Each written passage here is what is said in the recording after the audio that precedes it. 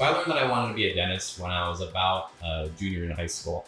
My mother said that she thought that I'd be an excellent dentist. I started shadowing some different dentists around the community, and I fell in love. And I saw something that it was kind of early at the time, but I saw some dentists using some new technologies, and I really always have been passionate about technology.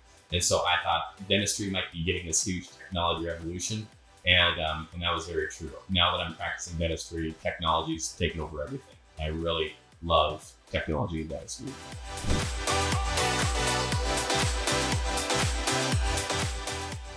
So what I wanted when I built my new clinic, Better Dental, is I wanted it when people came in, the first thing they came through the door is, without me telling them, to look around and say, wow, this place is up to date on technology. And that carries over from the technology that we actually use in our operatories, our scanners, our mills, every single little detail in our office. We try to showcase that we are the practice from the future. And we want patients to know that, from patient check-in to the milling of the restorations. It's very important to embrace technology and to put it at the forefront of your practice.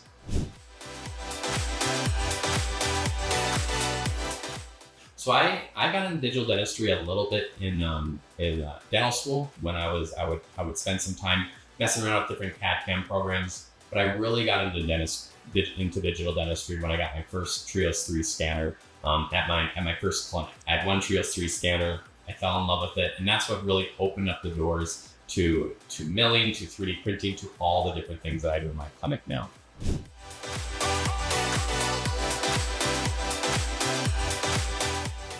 So when I made the big decision of let's start milling in office, a big key component for me was delivering quality same-day dentistry that I personally wanted done on a 5-axis dental mill. And the other one was just a level of predictability.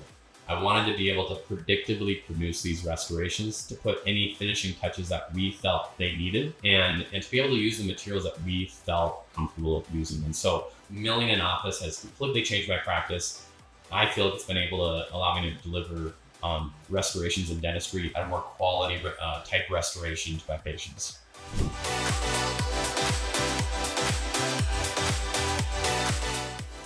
So when I started the milling process and looking at different dental mills, I looked everywhere and did a lot of research into all the different mills. There were some mills that had a single milling chamber, some mills that had disc changing, and I needed a machine that could be extremely compact yet be extremely robust. I also learned that if I wanted to get into milling, people said I should really look at getting a dry mill and a wet mill. Well, I found out with the VHF-R5 that it can do both. I was discouraged from getting it from some people, and I'm proud to say that it's been an excellent investment. It's truly the only machine that can do wet and dry without any issue. The VHF-R5, wet and dry milling, 10 disc changer, compact size. It was a no-brainer for me, and I'm really happy with my decision.